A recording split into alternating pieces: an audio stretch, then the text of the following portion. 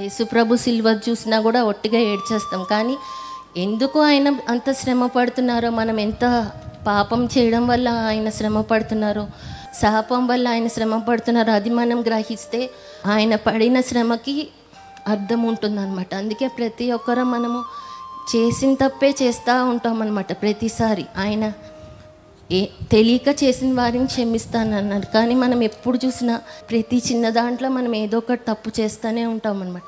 శాశ్వతంగా మనం పాపం కోసం ఆయన రక్తం కాచారు కాబట్టి మనము ప్రతిదీ ఆయనకి ఇష్టానుసారంగా ఆయనకి లోబడి మనము మన స్వనీతిని ఆధారం చేసుకోకుండా ప్రతిసారి ఆయన బైబిల్ని ఆధారం చేసుకొని మనం జీవించాలి.